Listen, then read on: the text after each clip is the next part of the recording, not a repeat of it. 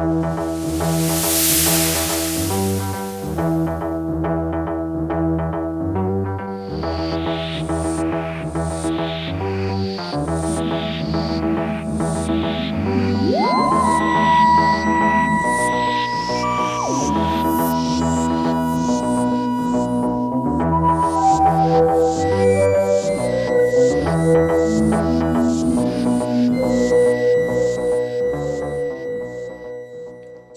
starting with the front cover, and as you can see, it's a pretty nice cover. You've got the Doctor Who logo, the new version.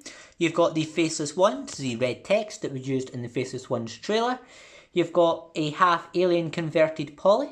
You've got the second Doctor, Patrick Chipman, in animation form, and you've got what looks like an airport runway and also airport control in the background with the stars. So it is a pretty nice cover.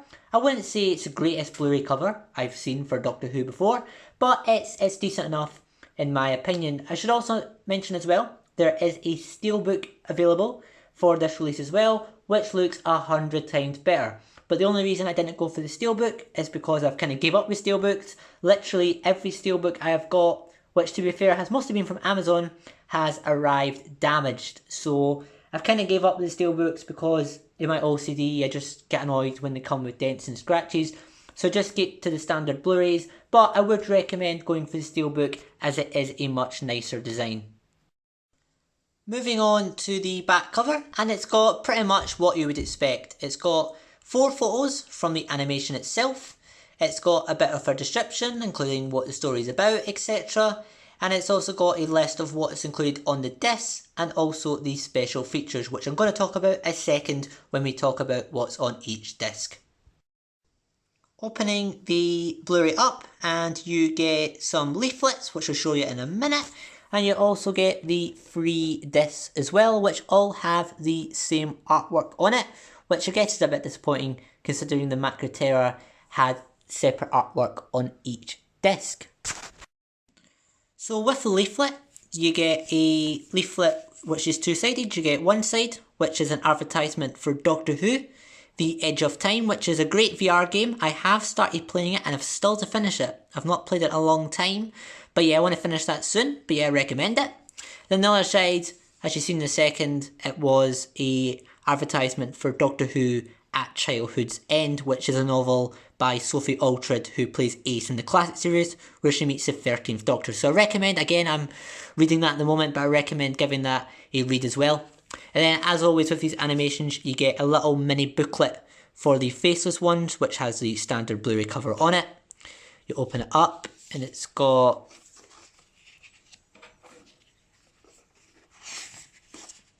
when I get to the right page, it's got introduction, it's got some production notes, some more production notes, some pictures from the actual story, some more information on how the animation was done, and then a list of these special features.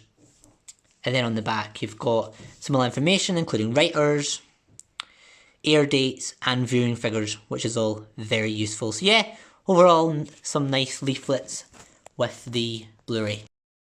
Also should mention as well, on the back, if you take the cover out, it is another side to the Faceless Ones animation, which is the classic version of how the Doctor Who DVDs used to look. So if that's what you like, if you prefer them all to look consistent, you have got that as well on the back cover.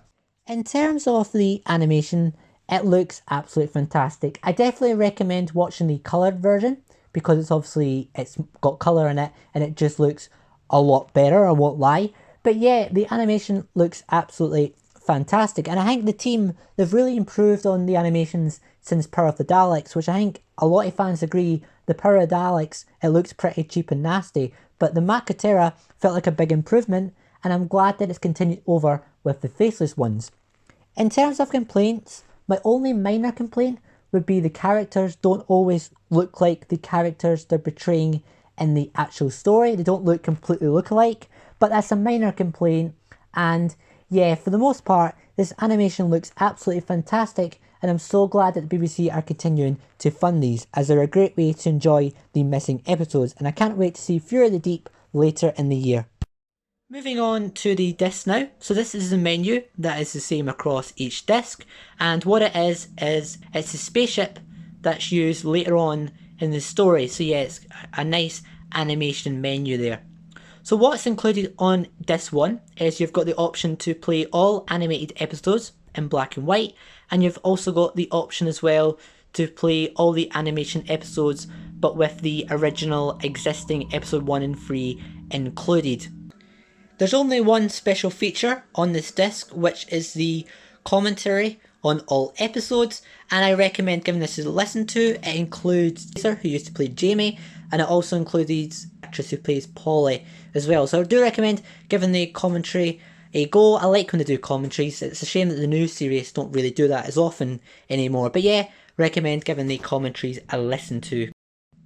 Moving on to disc 2 now, and all what's included on disc 2 is the animation, no original episodes, just the animation, and it's the animation in colour. So some people count this as a special feature. I personally don't. I just think it's nice to include the animation in colour, because we can do that now. We can now have the story be in colour when it was originally in black and white. In terms of special features, again, it's just some more commentary on this one. There's no other special features included. Moving on to the final disc, and on this disc, again, you've got episode 1 and 3, the original episodes, and then you've also got telesnap recreations for the other 4 episodes. And if you don't know what a telesnap recreation is, it's basically using photos that exist in the archive from the missing episodes, and it basically creates a slideshow altogether to recreate the episodes. So I recommend giving them a watch. For me, they're not really for me. They're kind of difficult to watch because it is just photos with the episode audio in the background, but I definitely would give it a watch anyway, as it is pretty interesting to see some photos that still exist from the missing episodes. This is the disc where you get most of the special features. So you get Face to Face with the Faceless Ones, which is a documentary on how the animation was made, so it's quite interesting. You get to meet the animation team, you get to see how they put the animation together, and you also get their thoughts on improvements they've made since Power of the Daleks, which is really interesting. So yeah, definitely give that documentary a watch. You've got stock footage from the original production, so that is basically, this episode was obviously filmed at an airport, so it used a lot of basically scenes that were filmed at an airport. So that's basically what that is. It's just some scenes from the airport that still exist, and some of it was used in the story.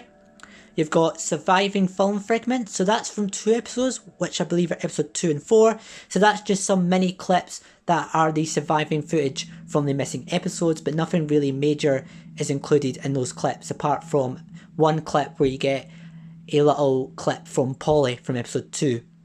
And then you've also got a trailer for Fury of the Deep, which is another animation coming out later in the year, which is very exciting. But yeah, special feature wise, you've got pretty much what you would expect.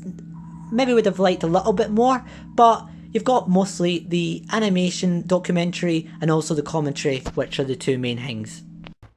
Finally, going to talk about the story itself, and I actually pretty much really enjoyed it. I enjoyed it a lot more than I thought I would have, because I heard reviews that the story wasn't that great and it was only getting credit because it was a missing story and it was pretty boring. But I would disagree. I got intrigued into the story very quickly. It definitely is more character driven and it is slower paced. So if you want a more action packed classic story, I wouldn't go for this one. But I think the airport setting as well really helps. It makes it feel like a bit of a bigger classic story. But yeah, I would say I really enjoyed it. I liked the main cast, I liked the guest characters, I liked the alien villains as well. I don't want to say too much because this is a kind of spoiler free review, but yeah, I definitely enjoyed the story a lot. And it's also the departure story as well for Ben and Polly, but don't expect a big departure story because departures were different in the classic series. They're not as big as they are in the new series, but yeah, it's still a nice scene near the end of the story. So yeah, I would definitely recommend this classic story. I wouldn't go for it if it is your first classic story because it is very slow paced and more character driven, but if you're into classic Who before, I would definitely recommend it. And as I said, it's a pretty unique story because it is a missing episode, a missing story, and they are just pretty unique to watch these days and see the animation team recreate them. If you're going to speak to the police, then tell them that there's something happening in this airport that may endanger human lives. Things are not always what they seem. Comedian tours are not quite what they seem either. I believe comedian tours to be merely a front, a cover. For what? For the mass kidnapping of young people. Never deliver any passengers. They say they pick up young passengers to take them up to other places, but none of them ever arrive anywhere. One step nearer and I'll blow you all to smithereens! That doctor is a menace to our plans. Then we must kill him. Oh, Doctor! Can't you do anything to stop it? No! You wanted to know what was the secret of chameleon tours? Well, Inspector, see for yourself.